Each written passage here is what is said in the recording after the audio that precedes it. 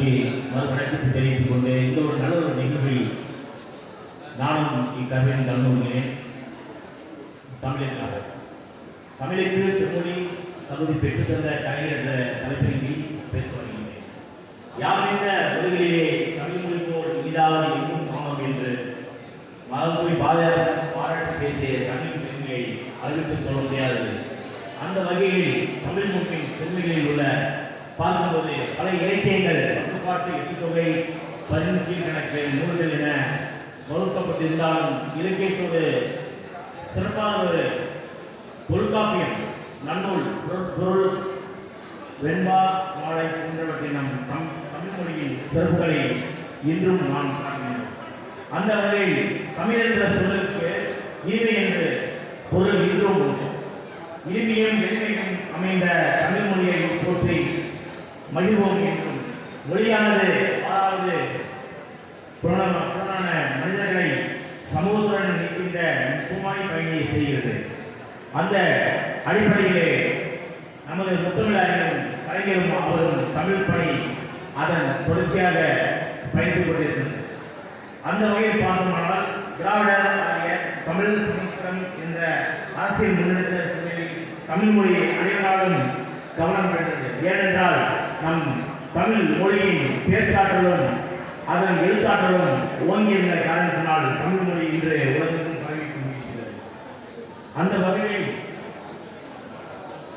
தமிழர் தலைவர் என்று சொல்லப்படும் கருணாநிதி அவர்கள் சிறு வயதில் இருக்கும் பொழுதே தன்னுடைய தமிழ் மொழியின் மீது பற்றின் காரணமாக பெரியார் அண்ணா அவர்களின் கொள்கை வழியில் இருந்து அவருடைய செயல்பாடுகள் அவருடைய பேச்சாற்றல் அவர் வெளிப்படுத்தினாலும் அதை செயலாக வெளிக்காட்டி இன்று செம்மொழி கிடைப்பதற்கான அந்தஸ்தை நாம் தந்திருக்கிறார் என்று சொல்ல வேண்டும்.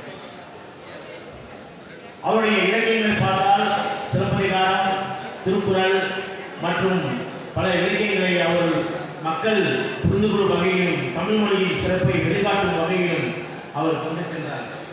தமிழுக்கென தனி அமைச்சகம் ஏற்படுத்தி தமிழ் வளர்ச்சியை மேம்படுத்திய கலைஞர் மத்திய அரசிடம் போராடி தமிழுக்கு செம்மொழி தகுதி பெற பெற்றிட முதன்மை காரணமாக விளங்கினார் என்று நாம் அனைவருக்கும் தெரியும். இன்றைய காலகட்டத்தில் ஆங்கில மோகம் அதிகமாக இருந்தாலும் தமிழ் மொழியே சிறந்த மொழி என்று தமிழ் மொழியை முன்னோக்கி கொண்டு சென்று இன்று அனைத்து உலகத்திலும் இருக்கும் அனைத்து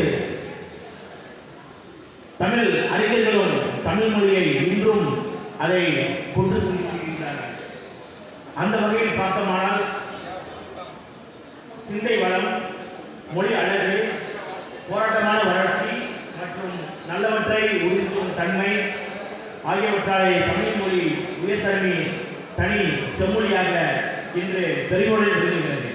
இலங்கை மற்றும் மலேசியா நாடுகளில் அதிகாரப்பூர்வ மொழியாகவும் தமிழ் இன்றும் திகழ்கிறது. பிறப்பால் எல்லோரும் சமம் என்பதை விளக்கும் பிறப்புக்கும் எல்லா உயிருக்கும் என்னும் கருத்தை மையமாக கொண்டு உலக தமிழ் செம்மொழி மாநாட்டிற்காக சிறப்பினை டாக்டர் கலைஞர் அவர்களுக்கு நன்றிகளை தெரிவித்தனர். அந்த வகையில் செம்மொழியாக தமிழ் மொழியை அறிவிக்க தனது தமிழ் பற்றிய பேச்சுக்களை பல்வேறு வழிகளில் உருவாக்கிய முத்தமிழறிஞர் கலைஞர் செய்திட்ட முயற்சிகள் பெருமைக்குரியன என்று இன்றும் அனைவராலும் பாராட்டப்படுகிறது. மேலும் வெறுமனே தமிழ் என்று அரசியல் பேசிடாமல் ஆட்சி அதிகாரத்தில் இருக்கும் பொழுது தமிழ் மேம்பாட்டிற்காக திட்டங்களை செயலாற்றுவதிலும் தமிழில் தொடர்ந்து படைப்புகளை படித்து அவற்றை தமிழர்களிடம் கொண்டு சென்று தமிழ் பற்றிய உணர்வு பூர்வமான பேச்சுக்களை அரசியல் ரீதியாக உருவாக்குவதிலும் புத்தகரின் கலைஞர் அவர்களுக்கு ஈடுமை யாரும் சொல்லலாம். அந்த வகையில் செம்மொழி அந்தஸ்து கிடைக்க மேற்கொண்ட முயற்சிகள் அவர் இன்று உலகத்துக்கும் தன்னுடைய புகழை பரப்பளவும் தன்னுடைய பாராட்டை பெறுவதையும் இன்றும் தோன்றி புகழோடு தோன்றுக என்று வல்லவனுக்குரிய வாக்கின் அடிப்படையில் இன்றும் புத்தக அறிஞராக வாழ்ந்து கொண்டிருக்கிறார்.